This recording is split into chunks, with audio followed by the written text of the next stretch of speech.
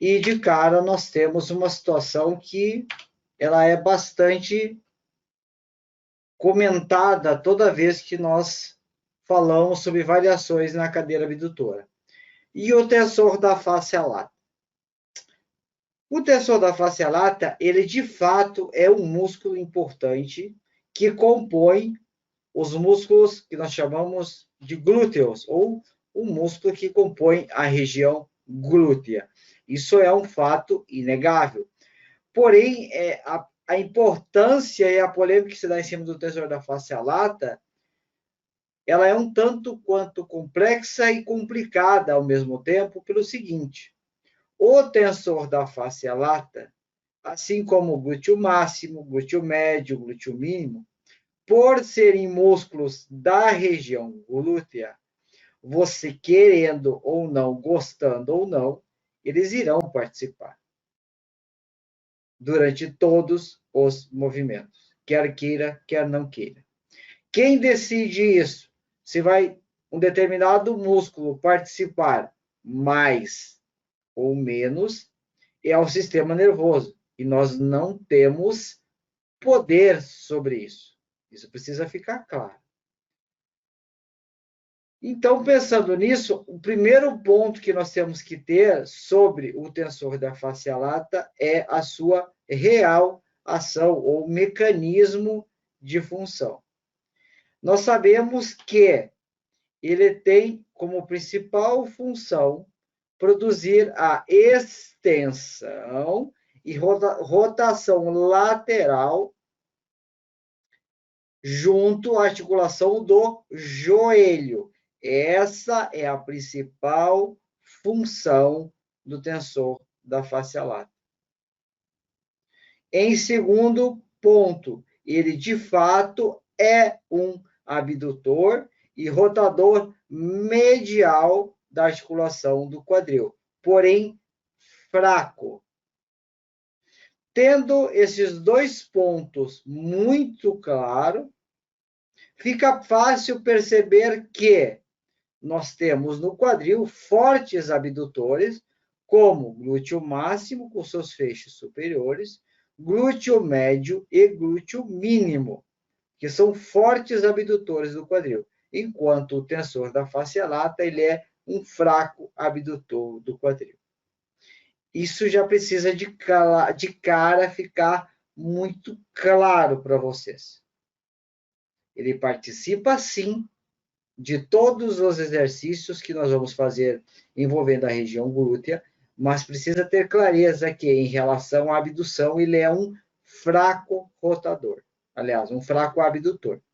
Então, em que nós vamos nos concentrarmos quando falamos em abdução verdadeira do quadril ou os nossos exercícios focados nas variações da cadeira abdutora?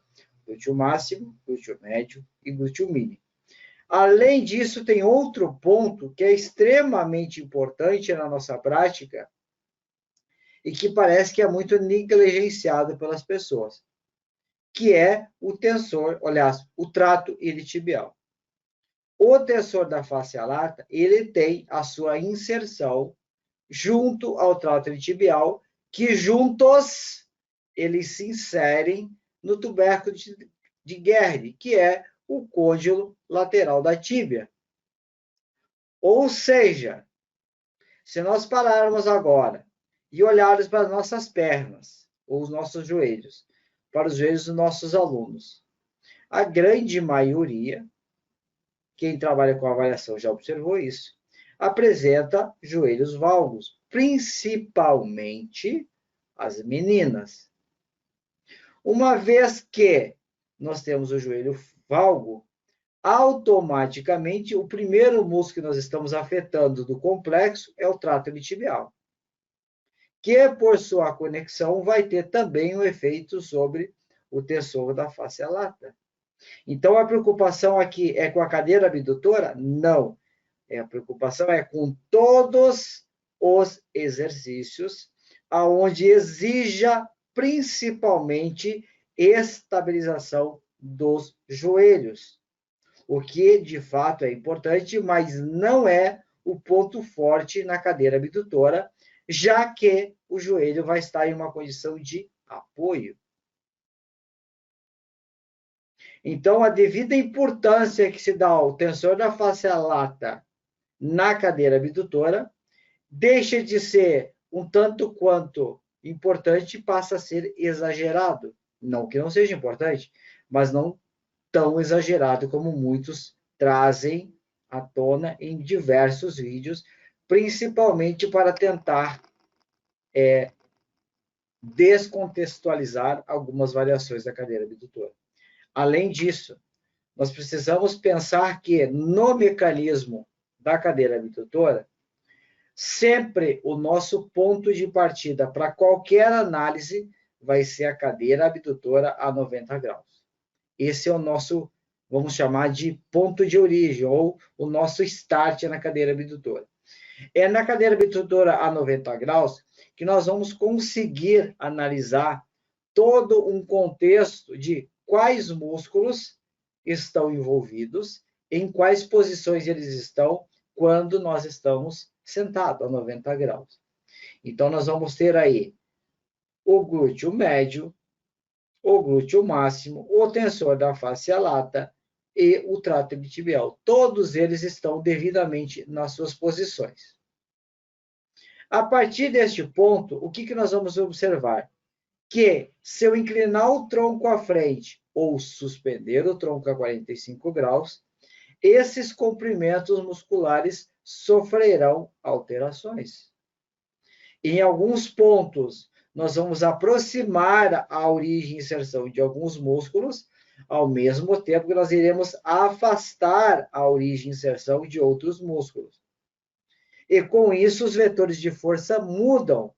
E quem tiver com origem e inserção mais afastado vai gerar maior trabalho. Vai ter que gerar mais esforço. E aqui nós começamos, então, a entender como funciona o mecanismo e, dependendo de cada aluno, nós sabemos quais mecanismos nós precisamos ou nós devemos priorizar.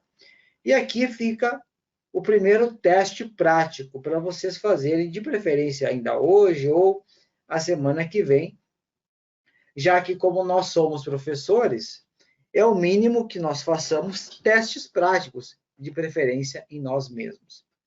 Então, vocês vão chegar na academia, vão reservar um horário de vocês e vocês vão começar a fazer testes.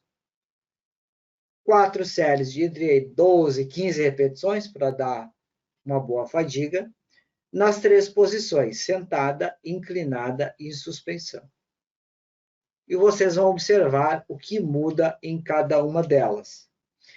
E aí vocês vão ter a primeira surpresa, que é que vai chegar um ponto que vocês não sabem mais distinguir se é glúteo médio, se é glúteo máximo, ou se é o que está acontecendo, porque tudo está fadigando, tudo está com dor, tudo está queimando.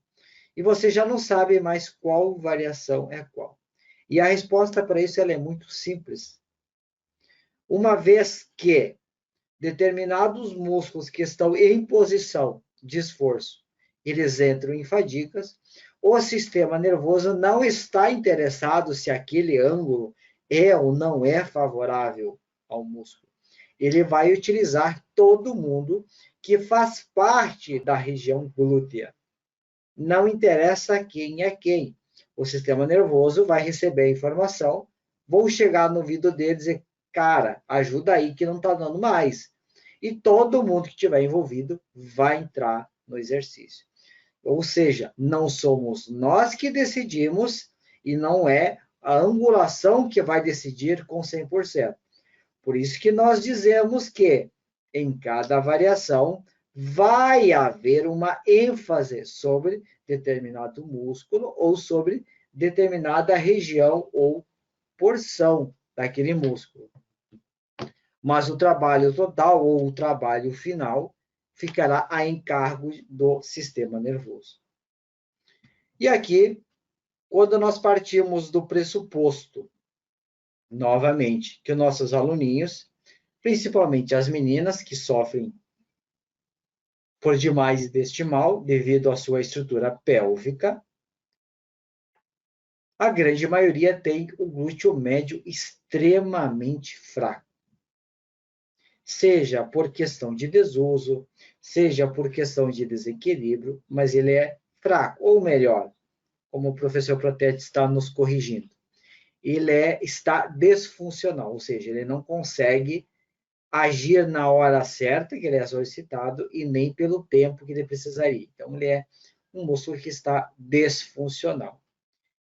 Então, vem a primeira pergunta que eu faço aos senhores. Adianta você pensar estritamente numa variação que traga um estímulo mais concentrado sobre o glúteo médio, por exemplo, para uma pessoa que está com esse músculo disfuncional, e você passar, por exemplo, lá 4 ou 5 séries de 12 a 15 repetições na cadeira abdutora em suspensão, porque alguém disse que esta é a melhor variação para o glúteo médio. A grande pergunta é, ele vai ter capacidade funcional para todo este volume de trabalho? Não, mas professor, a 45 graus, os demais músculos da região glútea, eles não estão em posição de fazer força. Então, você vai explicar isso para o sistema nervoso. Fala assim, olha, se eles não estão em condições, você não usa. Isso não vai acontecer. Eles serão usados. Não interessa o quanto. É aquela história de que de grão em grão a galinha enche o papo, o movimento é a mesma coisa. Não importa o quanto deste músculo vai ser recrutado, mas ele vai ser recrutado para completar a tarefa. E aí vocês querem, a todo custo, recuperar o glúteo médio da sua aluna, porque vocês lerem algum paper que ele está sofrendo um processo inibitório, coisa que não existe na literatura e nos estudos, mas afirma-se que esse músculo está inibido. E quando você fala inibido, está dizendo que ele está incapaz de exercer função. Isso não é verdade.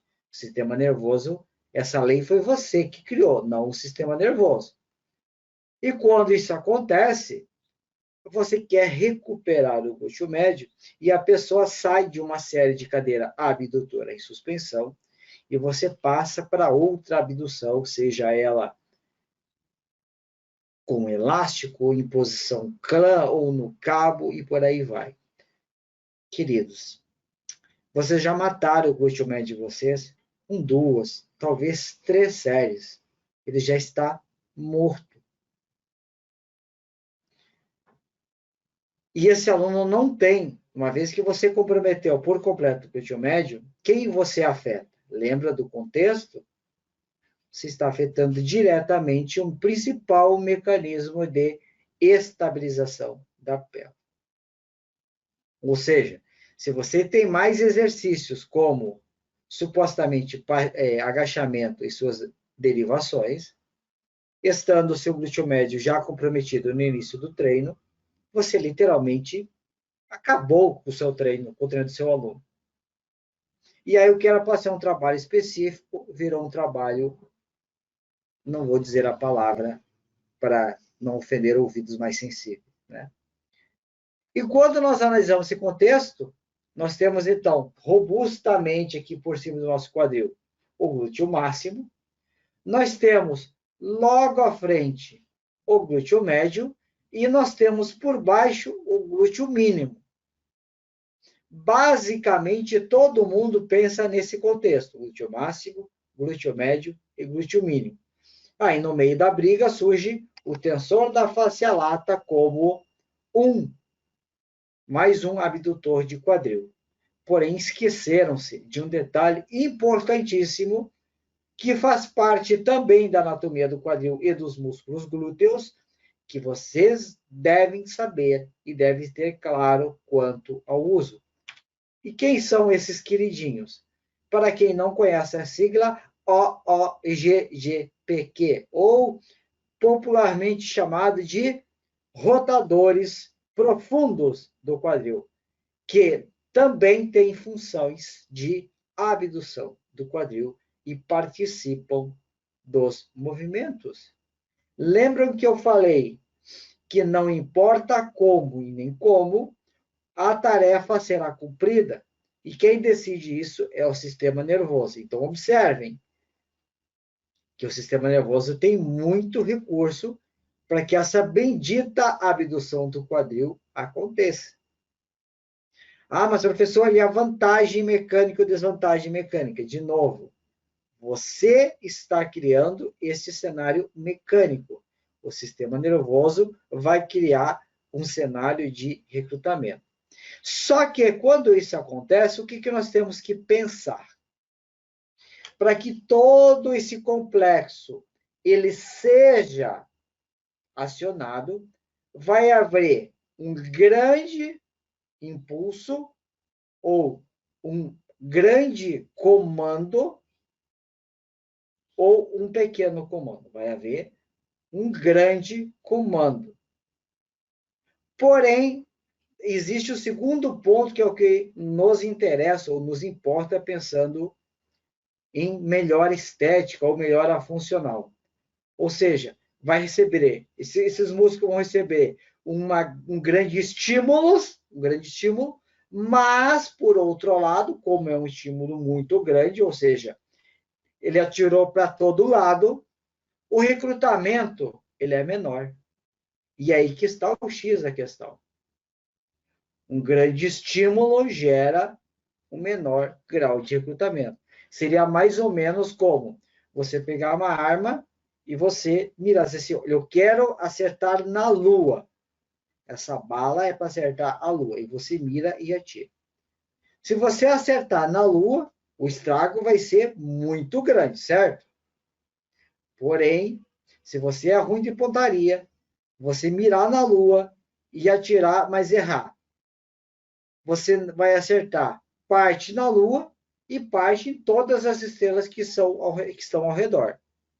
Em qual dos dois cenários nós vamos ter um dano maior? Quando o seu tiro acertou em cheio a Lua, ou quando ele pegou parte na Lua e parte nas estrelas?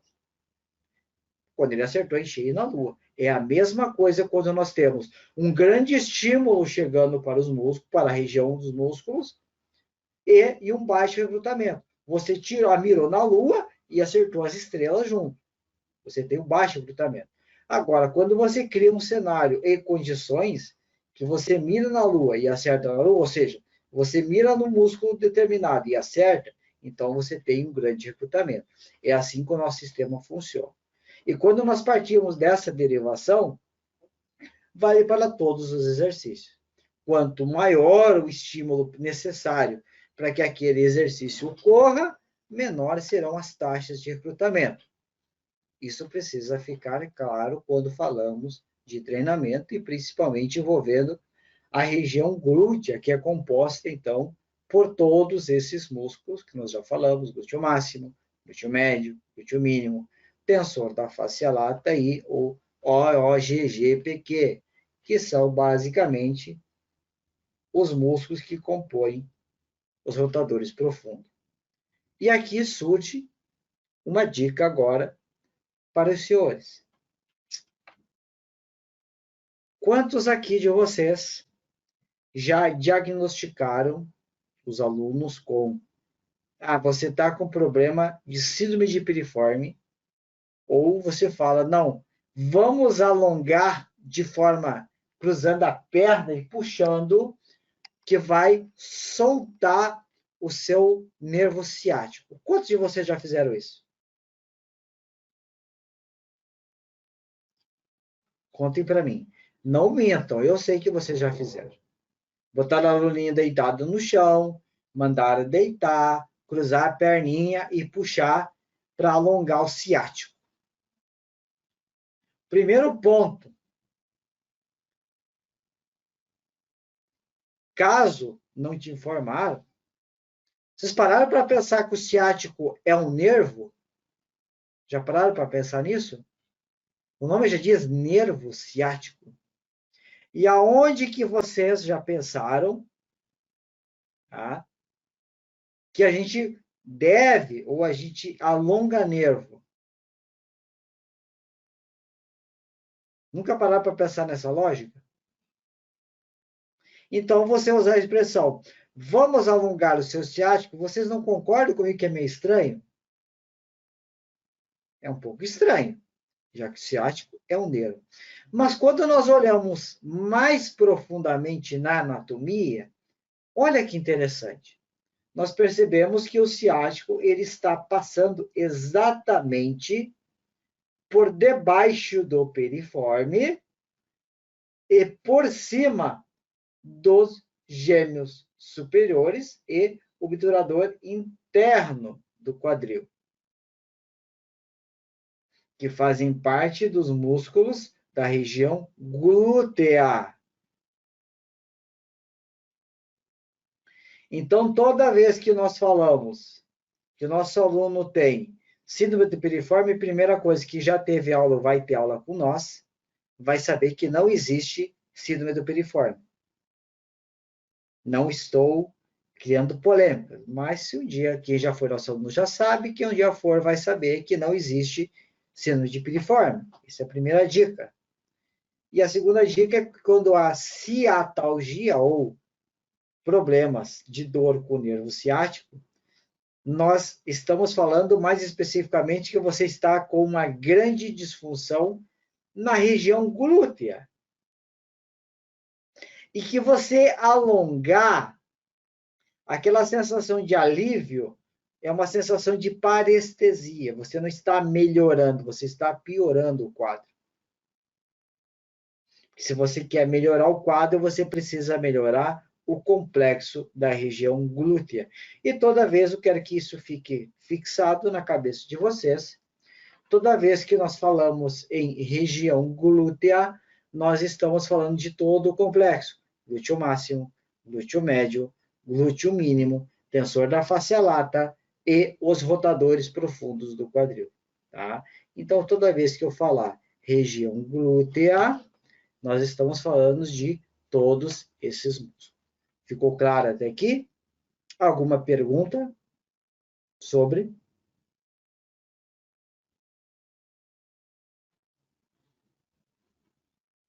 Nenhuma? Ou eu estou explicando bem demais, ou vocês não estão entendendo nada que eu estou falando. Uma das duas coisas está acontecendo. Não precisa ter vergonha, fique à vontade. Apesar de estar sendo gravado, eu não irei ler o nome no chat para não, se caso ele disse, meu Deus, ele vai ler meu nome, eu vou ficar exposto para o universo. Não, fique tranquilo. Tá? O objetivo aqui é justamente trazer à luz essas informações. Tá? Pois bem, quando nós partimos desse pressuposto, vamos analisar bem este quadro que nós temos aqui. Vocês vão ver agora a minha habilidade incrível de desenho. Vou pegar aqui uma caneta, vou pegar aqui nessa parte mais branca e vou desenhar. Nós temos aqui, então, a pelve do nosso aluno, que é a pelve que nós esperamos ou imaginamos ter, ela é uma pelve assim, retinha, alinhada. Né? É assim que nós esperamos, imaginamos a pelve do nosso aluno. Isso é a expectativa. A realidade, a pelve do nosso aluno, ela é assim. Ou vai ser inclinada para de um lado, ou vai ser inclinada do outro. Agora voltem para esta imagem aqui. Para essa imagem aqui. Uma vez que nós temos esse arranjo, tá? A pelve está inclinada. Vocês concordam comigo que na posição em pé, um lado do glúteo vai estar mais sob tensão do que o outro lado? A minha pelve está assim. Então, um lado vai estar mais baixo e um lado vai estar mais alto. O comprimento desses músculos vão ser os mesmos? Dos dois lados? Teoricamente, não. Mas o que acontece quando eu sento? A minha pelve nivela. É o esperado. Porém, uma vez que eu nivelo os músculos que estavam com diferença de comprimento e tensão, eles vão harmonicamente executar o mesmo movimento quando eu sentar? Não, porque o tempo que você teve em pé, ou seja, a vida toda, você gerou compensações. E é comum você ver nas meninas um lado do glúteo mais cheio, depois vai todo mundo se olhar no espelho, vocês vão notar isso. Vocês vão notar duas coisas quando vocês vão, os meninos também, tá? Duas coisas vocês vão notar. Uma banda, sabe a bananinha da bunda, aquela desgraça que as meninas odeiam, que é aquela parte molinha bem embaixo do glúteo ali, pertinho da inserção com a coxa? Vocês vão olhar aquela polpa ali. Vocês vão ver que um lado vai estar um pouquinho mais baixo que o outro. E vocês vão perceber que o lado que tiver mais baixo, a lateral do glúteo, ali onde seria o glúteo médio, ela está mais achatadinha, e o lado que está mais alto, o glúteo está mais cheinho. Isso é clássico. Depois tira uma foto de costas de biquíni e olhem, vocês vão ver esse cenário. Tá? Nós estamos lidando aí com uma disfunção de glúteo médio. Um lado, o que está mais cheinho, supostamente está compensando o movimento do quadril e tendo uma maior exigência de força. O lado do outro lado, o lado mais fraco, ele está recebendo ou executando menos esforço ou menos trabalho e, consequentemente, quanto menor o desuso, mais fraco ele fica. Então, geralmente, o que acontece com essas pessoas? Qual lado do quadril que vai doer primeiro? Quando tem dor? O lado que está mais volumoso, mais cheio, ou o lado que está mais, digamos, vou usar a palavra, mais murcho, mais fraco? Sabendo que o lado mais forte está fazendo mais esforço para compensar o lado mais fraco. Qual dos dois lados vai ser a dor? Ou corre, digamos assim. Por que você acha que é o lado mais fraco que vai sentir dor? Não é o lado mais forte que está fazendo mais força? O colega falou que é o lado mais volumoso que vai sofrer dor. O mais forte. Todo mundo concorda que é o mais forte? Todo mundo concorda?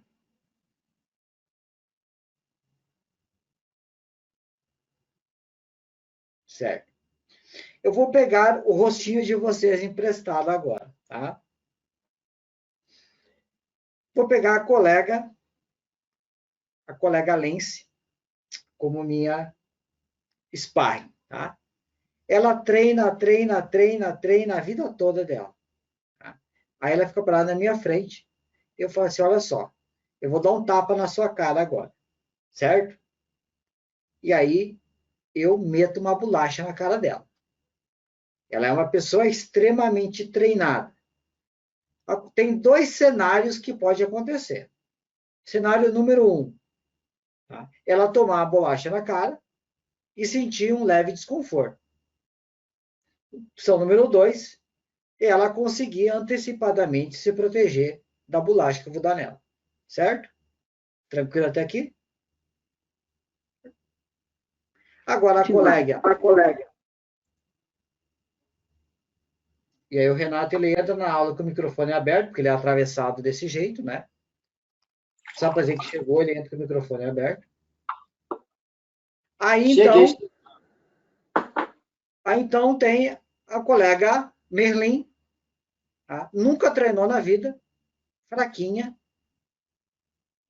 E aí eu vou chegar ao mesmo cenário, vou dar uma bolacha na cara dela. Ela nunca treinou. Nos dois cenários. Cenário número 1, ela vai tomar a bolacha e vai literalmente cair e vai fazer um estrago no rosto dela. E o cenário número 2, eu vou dar a bolacha na cara dela e depois que ela cair no chão, ela vai tentar se proteger da bolacha. Qual das duas? A colega Leice ou a colega Merlin sofreu mais estrago? A que é treinada e é mais forte ou a que é a mais fraca?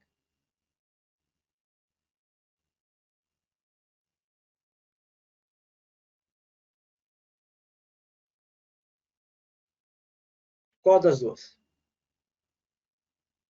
É o mesmo cenário no glúteo. O lado que está mais forte, ele está executando as tarefas, mesmo que com sobrecarga.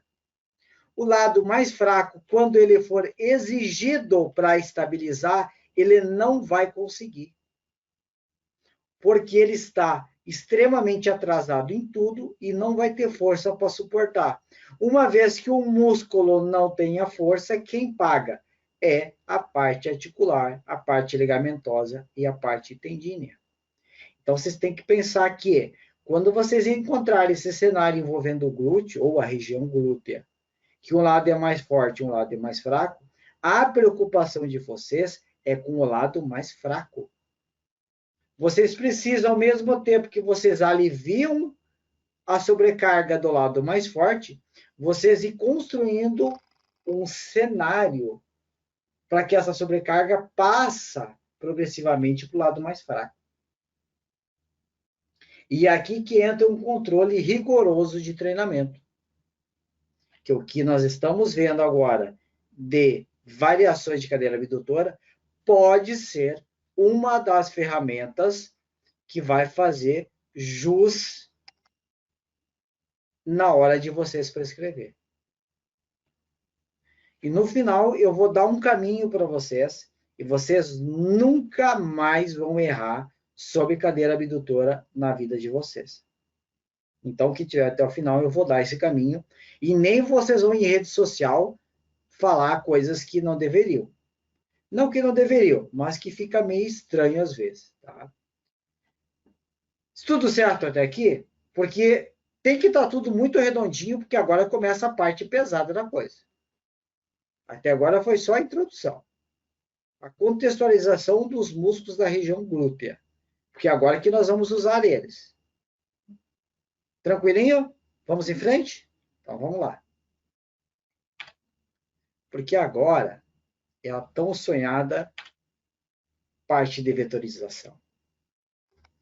Eu diria que essa, sem dúvidas, é a parte mais assustadora da biomecânica, ou melhor, da física, né? Porque a biomecânica roubou ou emprestou esta parte da física.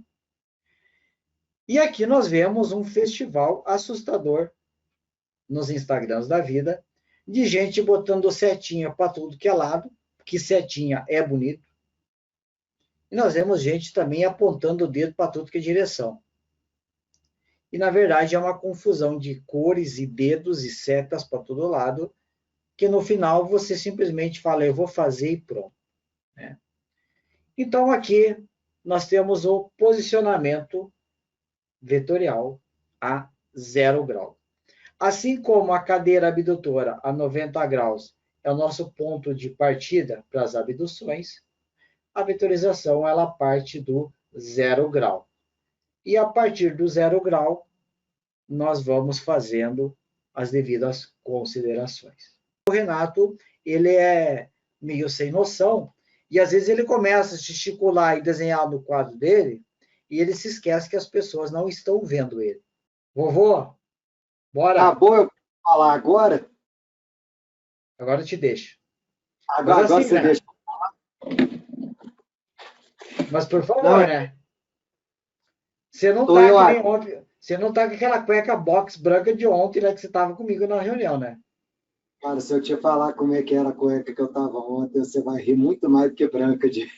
Ontem ele me Ô, chamou para reunião, ele vem sem camisa, vem de cueca, e aí ele manda parar a transmissão porque ele tem que ir na cozinha ver se o pão de queijo está pronto. quem aí sabe o que é um vetor? Vamos começar pelo básico. Quem sabe o que é um vetor? A priori, não, Ulisses, direção é só um dos componentes. Um vetor ele tem 3 componentes. Tá? Ele tem um módulo.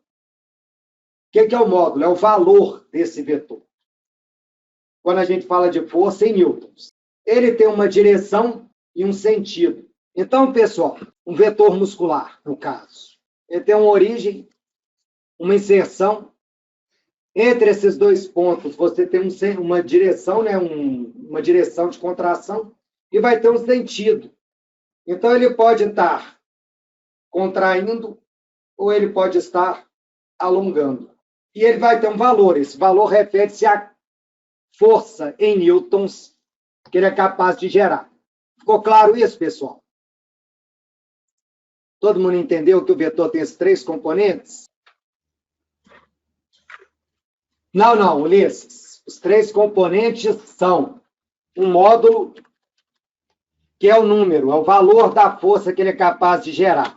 Ele tem um sentido e ele tem uma direção.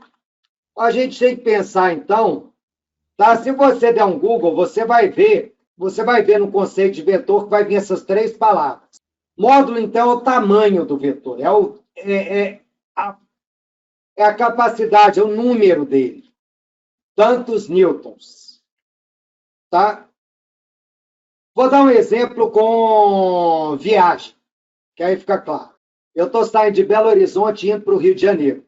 Estou deslocando num carro, Belo Horizonte, Rio de Janeiro. A velocidade é o módulo. Estou a tantos quilômetros por hora. A direção, Belo Horizonte, Rio de Janeiro. Mas você concorda comigo que eu posso estar saindo de Belo Horizonte para chegar no Rio de Janeiro, ou saindo do Rio de Janeiro para chegar em Belo Horizonte? Isso é o sentido. Então, o módulo é a velocidade. O sentido é de onde eu estou partindo para onde eu vou chegar. Ou a direção de onde a onde. E o sentido é se eu estou indo de A para B ou de B para A. Ficou claro isso, pessoal? Então, vamos falar uma ação concêntrica do glúteo médio. Então, basicamente, eu fiz isso aqui, ó. Deixa eu ver aqui se a minha câmera está aparecendo para vocês. Então, aqui, ó. Isso aqui, estou fazendo uma abdução. Isto é uma ação concêntrica de glúteo médio. Então, o que eu fiz? Fiz uma força tal, com um módulo suficiente para abduzir o meu membro inferior. Tá? Então, esse é o módulo. É a força necessária para fazer a abdução do membro inferior. Tá? A direção foi a ação do glúteo médio e o sentido foi no sentido de diminuir o espaço entre origem e inserção, ou seja, ao contrair o músculo. Então, isso é um vetor. E a gente usa ele para representar ações musculares. Reparem, então, que eu coloquei a seta nesse desenho, tanto na origem quanto na inserção. Por quê? Porque o músculo pode estar contraindo ou pode estar alongando. E esse vetor azul resultante, como é que você chega nele? Você faz isso aqui, ó. Lembrando física de 2º grau.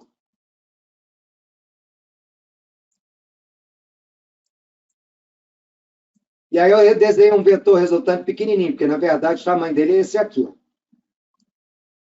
A regra do paralelogramo. Então, esse aí é o vetor resultante real. Reparem que ele está posterior ao eixo articular. Se ele está posterior ao eixo articular, ele é mais extensor ou mais flexor? Mais extensor. É uma linha de força que está posterior a um eixo, vai fazer extensão. Então, todo mundo concorda comigo que o glúteo médio, à medida que você vai fazendo a flexão, à medida que vai fazendo a flexão, aí vamos para 45 graus, vocês viram que muda? Aí, ó, se eu tentar utilizar a representação vetorial que estava no outro, já não funciona mais. Por quê? O eixo articular agora está aqui, ó. Então, repare que a 45 graus, o eixo articular ainda está um ticozinho fora da representação vetorial do glúteo médio, que vai ser aqui,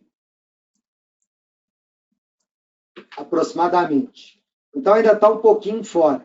Então, ele ainda tem alguma capacidade abdutora, não tem, pessoal? Só que se você aumentar mais ainda a flexão, você vai ter o deslocamento do eixo articular, quando está a 90 graus. Ele está aqui, Então, o que muda não é o eixo articular, o que muda é a posição do músculo em relação ao eixo articular. Então, ele deixa de ter uma ação abdutora e o vetor dele agora está ficando mais flexor. E a gente tem que lembrar que o glúteo médio ele é sinergista de flexão de quadril também. A região anterior dele é sinergista de flexão. Ele já não vai fazer tanta abdução. A função prioritária dele não é a abdução? Se ele está deixando de ser abdutor, ele não mudou a ação muscular dele? Porque não é sempre que vai ser inversão. Inversão seria ele virar adutor. E ele vira adutor? Tá? Então, toma cuidado com a palavra inversão. Sim, porque o vetor dele, Ulisses, o vetor resultante vai estar passando mais anterior ao eixo articular. Quando ele estiver totalmente sobre o eixo articular, ele vai ser mais rotador do que abdutor. Então, ó, o eixo articular está aqui, está posterior extensor, está sobre rotador, está anterior flexor. Em todas essas posições, ele faz abdução, tá, gente? Não é que ele deixa de fazer abdução. Mas é porque o movimento prioritário dele muda. Aí ele vai fazer tal movimento e vai ser sinergista de abdução. Enquanto que na posição original dele, com a gente em pé, ele é abdutor e sinergista de extensão e de flexão. Ficou claro? É o que eu falei antes sobre estímulo e recrutamento. Ele permanece fazendo a função dele de abdução, mas é agregado agora um sinergismo de ou flexão ou rotador. Ou seja, a função matriz dele é qual? Abduzir. Essa é a função matriz, pensem assim. A função matriz do glúteo médio é abduzir. Mas, dependendo do cenário, ele passa a auxiliar outra fonte de movimento, seja ou agora uma flexão ou uma rotação. Ele não deixou em momento algum a matriz dele. Ele apenas acrescentou, ou seja, houve um maior estímulo sobre ele. E aí agora conecta com o que eu falei antes, o fato de quando você vai prescrever um exercício que você precisa de algo específico para aquele cliente seu, você pensa exatamente nisso que você falou. Você quer trabalhar ele sob o ponto de vista agonista ou sob o ponto de vista sinergista. E é isso que vai guiar você sobre qual posição ou qual ângulo você vai pôr o seu aluno. De novo, isso sob o ponto de vista físico-mecânico, certo? Do ponto de vista físico e mecânico, você posicionou o seu músculo para ele ser o sinergista ou agonista do movimento. Ele vai ser sinergista ou agonista? Bom, aqui entra uma questão que quem decide isso é o sistema nervoso. E aí você vai ter que começar a pensar agora em quem, junto com ele, vai ser sinergista do movimento, para então você analisar a função como um todo. E a 45 graus, a gente vai ter a parte prática já, que a gente quer mostrar como tudo isso que nós falamos até agora pode ser anulado com um único movimento. Tudo isso que nós falamos até agora pode ser anulado. E eu vou fazer uma aposta agora aqui com vocês. Alguns de vocês anulam essas funções. Então, pessoal, a 45 graus, você ainda vai ter ele numa posição em que o vetor resultante é mais abdutor. Foi para 90, diminui a ação abdutora, né? Ele começa a ser mais rotador, mais flexor. Foi para 120 graus, aí ele perde ainda mais a ação abdutora dele. O braço de alavanca dele, pessoal, o vetor resultante do braço de alavanca está aqui, ó.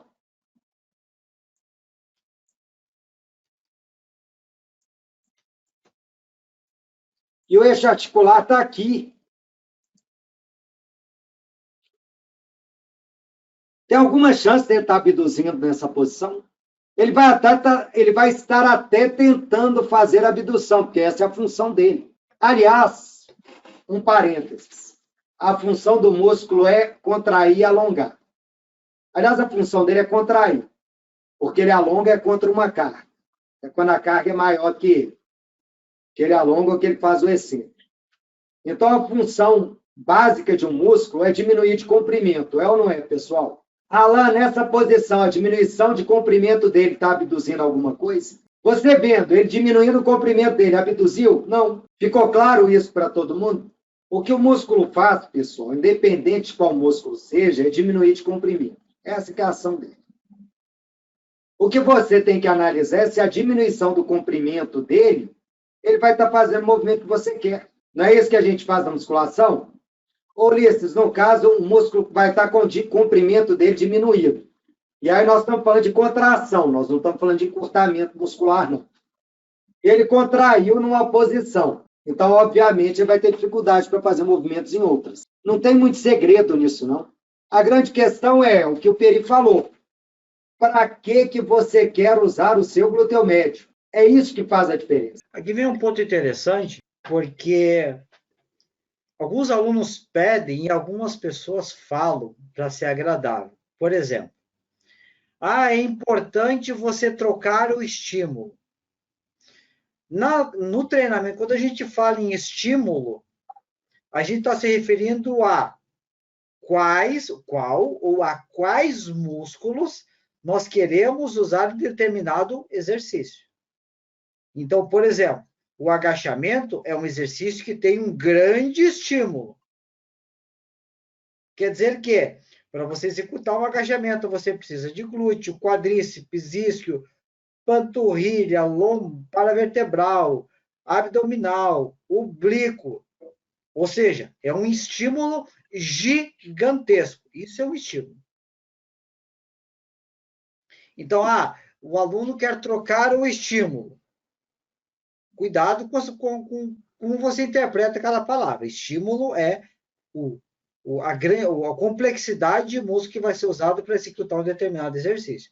E, geralmente, a regra é, quanto maior o estímulo, menor é a taxa de recrutamento. Tá? Mas, aí vem a segunda colocação. O aluno quer fazer exercício diferente. Bom, então, treino passado, eu fiz cadeira abdutora a 90 graus, hoje eu vou fazer cadeira abdutoras a 120 graus, para mudar o exercício. Aí vem a pergunta, qual é o seu objetivo? É trabalhar o glúteo médio? Então, se você está a 90 ou a 120, você está tendo um problema. Você não está exatamente trabalhando o glúteo médio com o pensamento que você deseja. Você está trabalhando ele mais como um sinergista. Então, essa troca de exercícios, ela precisa ser cuidada, tem que ser planejado. E, de novo, qual é o seu objetivo com aquele treino? É o glúteo médio? Então, você vai buscar exercícios onde ele seja em condições de ótima força, ou seja, em baixo grau de fadiga, que ele seja o agonista. Tá, mas e se eu fizer, por exemplo, a cadeira abdutora a 120 graus, para usar ele como sinergista, eu vou estar dando, no meu pensamento, né? Eu vou estar dando um estímulo para ele, e depois eu já passo para 45 para trabalhar ele direto, de novo. Por que você vai fadigar o seu músculo-alvo em uma variação e depois você vai dar ênfase nele como agonista? Ou seja, você vai correr 100 metros, certo? Que é uma prova de velocidade. Você primeiro corre uma maratona de 20 quilômetros e depois você disputa uma maratona a corrida de 100 metros? Tem lógica isso? É a mesma coisa. Então, se o seu objetivo é o glúteo médio, você já vai de cara pensar em o que eu vou fazer para que o glúteo médio seja o agonista do exercício. E eu não vou entrar no mérito nessa aula, mas a gente pode entrar em uma outra aula sobre isso, que é a ordem dos exercícios. Porque se eu estou recuperando um músculo fraco, ou eu estou resgatando a função de um músculo, e eu já exponho ele a uma fadiga direta no início do treino, e esse músculo, no caso do glúteo médio, é um estabilizador do quadril, eu preciso pensar que, durante todo o restante do treino, o meu quadril pode não estar devidamente estabilizado. As meninas experimentam muito isso. Eu não vou entrar a fundo nesse quesito agora. A gente faz uma outra aula para falar disso, que é sobre a importância de juntar tudo isso com a ordem dos exercícios, que vai ter, de novo, tudo que a gente pode estar falando aqui pode ser anulado. Depois, eu vou mandar lá no grupo, tá, uma colinha para vocês, que vai salvar a vida de vocês nessa história de abdutora, para vocês nunca mais errarem. Vou dar de presente para vocês uma colinha. Depois a gente vai montar ela para você. Bom. Dúvidas até agora? 45, 90 e 120. Alguém ainda tem dúvida? São variações do glúteo médio. Isso está errado? Não. São variações do glúteo médio. Agora, são variações de trabalho para o glúteo médio. Mas qual que é a única boa? 45 graus. Ela que é uma variação da cadeira abdutora, que você vai manter ênfase em glúteo médio. Nas outras, você faz variações em que a ação do glúteo médio diminui. A ação principal dele de abdução diminui, mas ele está trabalhando como ou flexor ou rotador. O que é importante vocês entenderem é que nós estamos falando de uma coisa que ela é hipotética, tá? Que é a posição que o músculo assume durante uma ação muscular, durante o deslocamento do quadril. E, no caso, aí, o deslocamento passivo do quadril. Né? Porque você sentou. Então, foi um deslocamento passivo. Você não fez uma contração muscular para sentar. Você simplesmente botou a bunda na cadeira e a cadeira que te posicionou o quadril, correto? Então, a gente sabe que isso vai mudar a relação de posição entre os músculos. Isso faz ele ser mais forte, mais fraco, tá? Do ponto de vista de módulo exclusivamente. O glúteo médio muda a força dele de acordo com a posição? Sim ou não? Alan, não, cara. A função dele não é diminuir de comprimento? Ele perde essa função? Ele diminui mais de comprimento ou não? Aí sim, ele diminui mais ou menos de comprimento. Mas a capacidade dele de gerar força enquanto módulo, enquanto valor, não muda. O que vai mudar é que, em vez de diminuir o comprimento fazendo a abdução, ele vai diminuir o comprimento fazendo outro movimento. Mas a capacidade dele de gerar tensão, ou seja, diminuir o comprimento, é a força gerada por cada diminuição de comprimento. A capacidade dele de gerar tensão não muda, não. Só o movimento vai ser outro. Vocês perceberam como não é tão simples falar que exercício X ou Y pega mais ou pega menos? Em todas as variações está pegando igual. Porque está mudando o ponto tensivo, mas não, aliás, a tensão está sendo a mesma, porém está mudando o movimento. Então não é errado dizer que você está trabalhando o músculo nas 3 posições. Seria errado dizer que você está trabalhando o glúteo médio como abdutor do quadril nas 3 posições. Aí é problemático. Mas você tirar essa coisa assim, eu estou trabalhando o glúteo médio nas 3 posições. Tá certo. Eu estou trabalhando o glúteo médio nas 3 posições como abdutor do quadril. Espera aí. Aí já complicou. Você acrescentou uma palavra ali, abdutor, que ele não é bem assim. É isso que tem que ficar claro. Alguém se perdeu em alguma parte dessa lógica? O que o sistema nervoso central vai fazer nessa circunstância é ver qual músculo que tem maior capacidade de gerar a abdução. E aí ele vai escolher esse músculo que tem maior capacidade, seja pela posição biomecânica, seja porque ele está com menos fadiga, seja porque a alavanca é melhor. Aí ele vai fazer um movimento com esse músculo. Entendeu? Então, o que vai determinar é a posição, como disse o Silvio. Que o primeiro fator determinante é a posição inicial. O segundo fator determinante vai ser você querer fazer a abdução. Tá? É o desejo, eu quero abduzir, a tarefa é abduzir. E aí o seu sistema nervoso central vai analisar qual músculo tem melhor posição, qual músculo tem mais força para fazer o movimento, qual músculo está mais descansado para fazer o movimento. E aí ele faz. Tudo o que nós falamos até agora é teoria, tá? E são pontos de partida. Mas essa teoria ela cai totalmente por terra quando nós vamos para a prática. Porque existe um pequeno espaço que separa a teoria da prática, que é a execução. E não adianta você usar tudo que nós falamos agora aqui na aula e na prática você fazer cacaca. Tá? Por quê? Nós precisamos pensar que, além da escolha do exercício, seja ele qual for o meu objetivo, eu preciso pensar se o meu aluno tem condições de executar esse exercício. E aí vem o primeiro ponto. Lembram que eu falei do tiro na Lua e do tiro nas estrelas. Quando o seu objetivo é um músculo em específico, você precisa se atentar a ficar atento para que todo o cenário envolto seja favorável a esse músculo. E começa pela posição de base.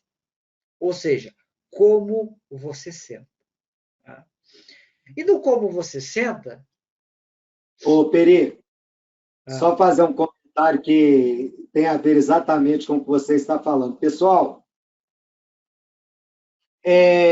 vocês viram que se tudo tiver certo, você estiver fazendo tudo certinho, a posição altera o vetor resultante. Não altera? Não altera a posição do vetor resultante? Se você fizer tudo errado, vai alterar também?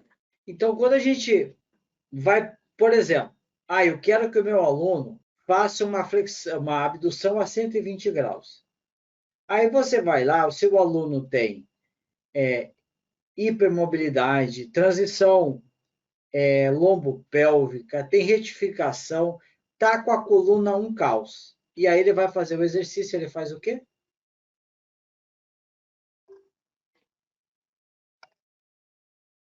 Qual que é a diferença desta execução que ela está fazendo, tá?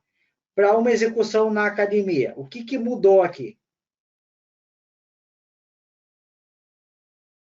Tem um detalhe aqui que muda para a academia só. Vamos ver quem mata assim de cara o detalhe que muda para a academia. Primeiro ponto.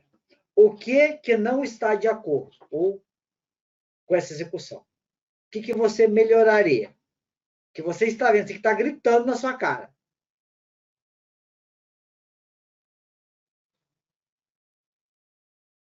Coluna e pelve, perfeito. Perfeito.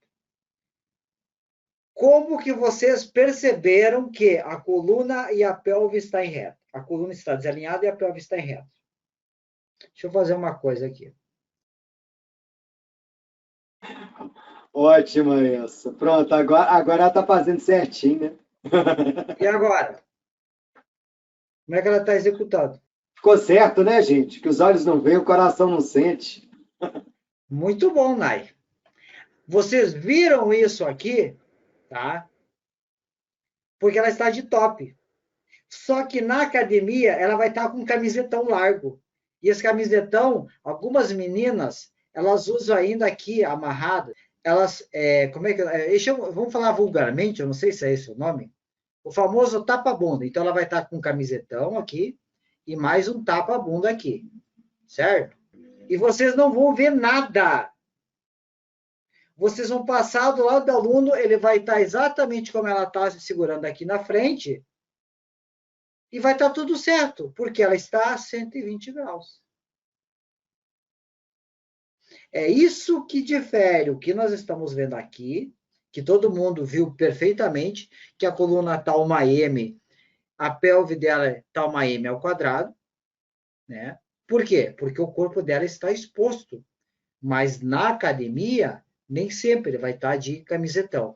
Agora eu quero que vocês observem, para vocês não caírem nessa armadilha, observem bem, tá? Essa postura de execução, observem. Agora,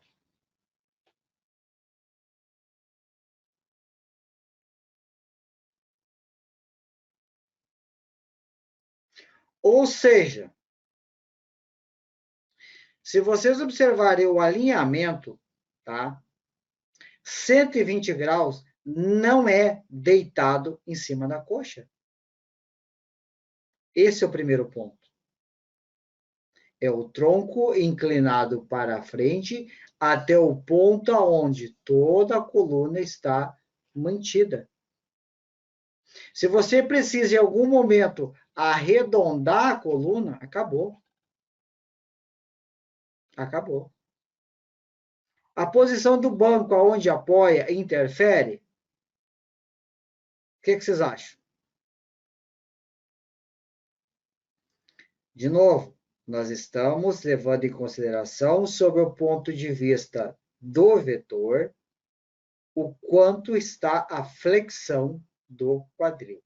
Vamos lá. Então, a posição do banco interfere. Luana perguntou, Daniel confirmou. Presta atenção, o que nós vamos levar em conta é o ângulo de flexão do quadril, certo? Certo? Anotem isso. Porque agora vem a parte principal.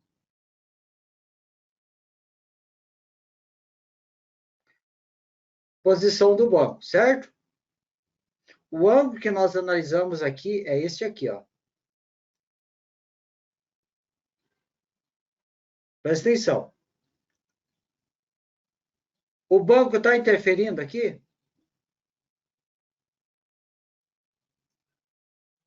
Não. O banco nem está entrando na situação, certo? Por quê? Nós estamos avaliando a flexão do quadril, o ângulo de flexão do quadril. O banco aqui está fora. E aqui? A posição, o banco está interferindo no movimento? Também não. Mas não é mais a 45 graus. Então, o que mudou? Foi o banco ou a posição do corpo?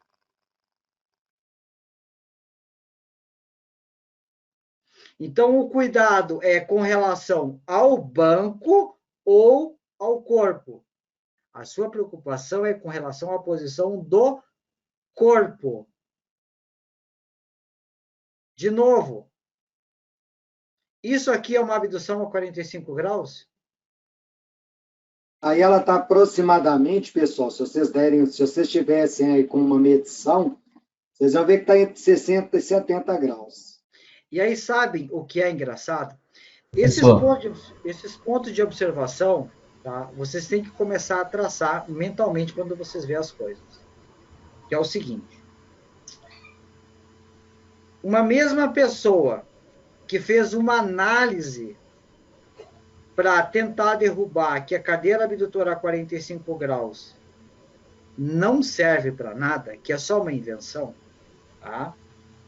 Ela pegou um vídeo exatamente como esse da aluna dele.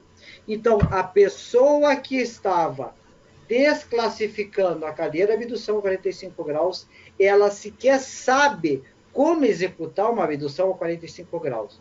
Então, se ela não sabe nem posicionar o próprio aluno para fazer o exercício, como é que você quer descaracterizar o exercício?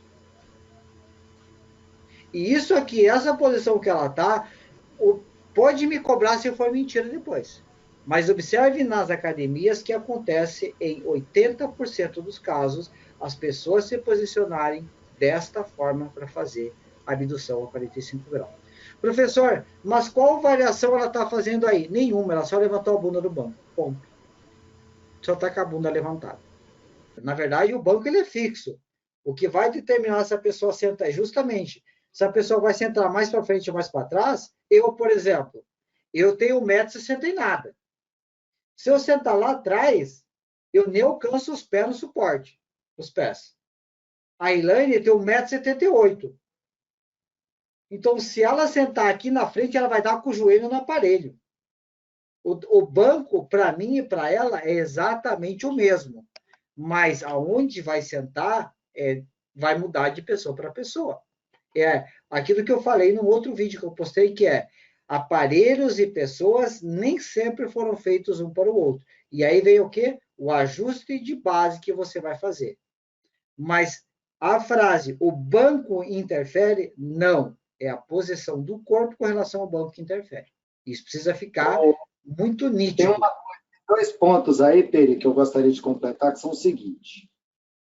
Primeiro, de um modo geral, os nossos equipamentos vêm de fora. Tá?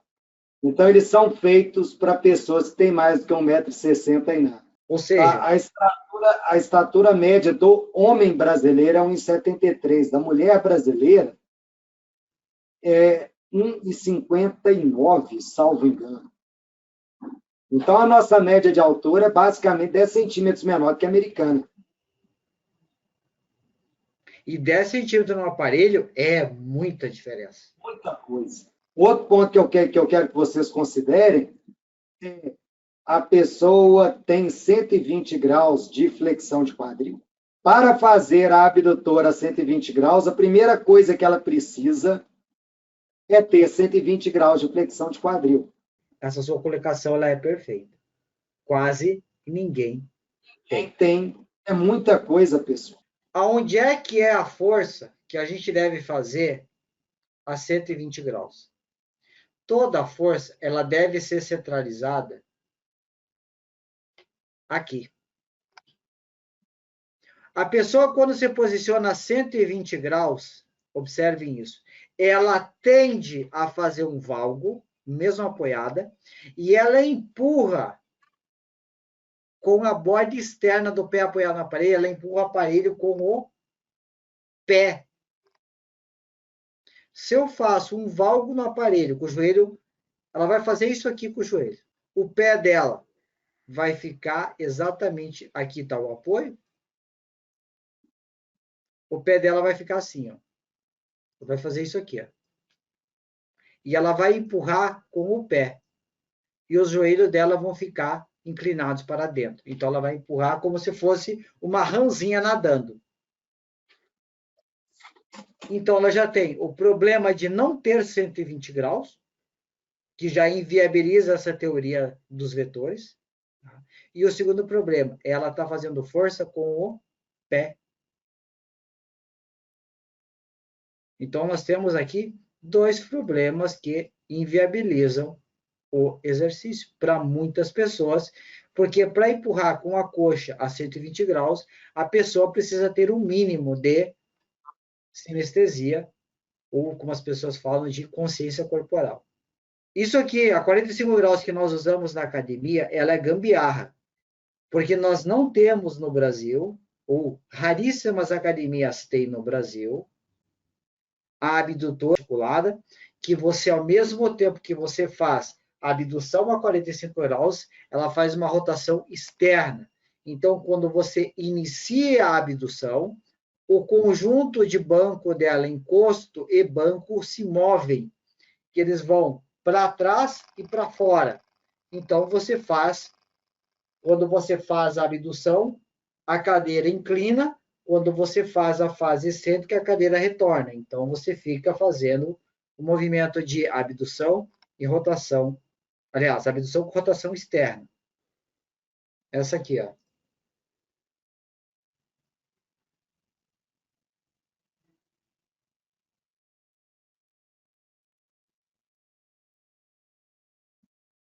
Essa você vai fazer tanto rotação quanto extensão. Tá? E essa aqui ainda ela está com o banco fixo. A menina está presa com o cinto aqui, tá? Depois eu vou ver se eu acho e eu mando para vocês. Então, isso aqui são as máquinas oficiais, tá? Para ficar claro. Isso aqui é gambiarra, mas funciona, tá?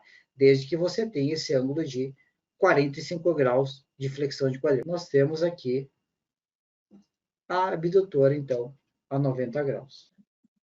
Vocês podem observar que essa abdutora aqui, o banco dela é inclinadinho para trás, tá? E isso aqui é ruim por quê? Mesmo a gente feito uma adaptação aqui para a Marcela ficar 90 graus, observe que esse banco ele é sacana, porque quando ela faz a abdução, olha a pelve dela, tendendo a ir para frente, ó. Isso que ela está tentando segurar. E a gente adaptou para ela ficar a mais 90 graus possível. Então, o que eu faço com ela geralmente? Com ela não, com as minhas alunas. Eu mando tirar o tronco do encosto e manter o tronco aqui, ó.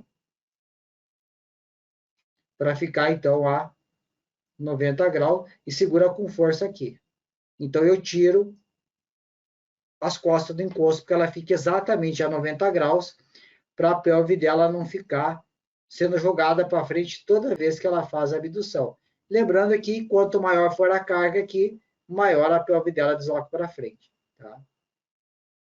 Então, esse cuidado vocês podem ter também. Se na academia de vocês tem essa inclinação no banco, na abdutora, tá? Pede para o aluno botar o tronco para frente, para ficar 90 graus com o quadril, e ele segurar aqui com força, e então ela vai ficar com o quadril devidamente estabilizado para fazer o exercício. Lembrando que, de novo, se a pessoa já tem a pelve em retro, ela centra em retro, isso aqui não adianta nada se cuidar. Tá? Então, que fique claro isso.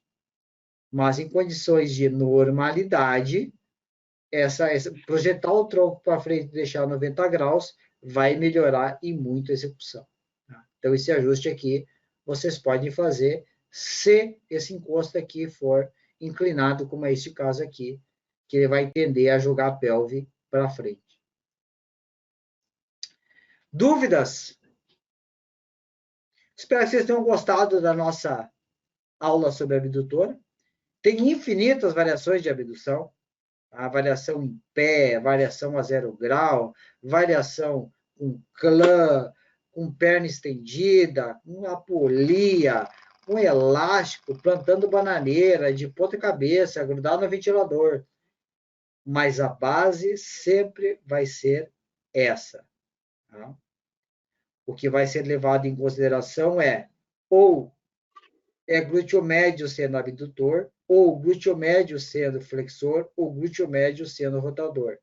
E em cada uma todas as outras 2.000 variações, essa relação será a mesma. O que vai depender é qual a posição inicial do quadril, que vai determinar quais dos três mecanismos vai exigir.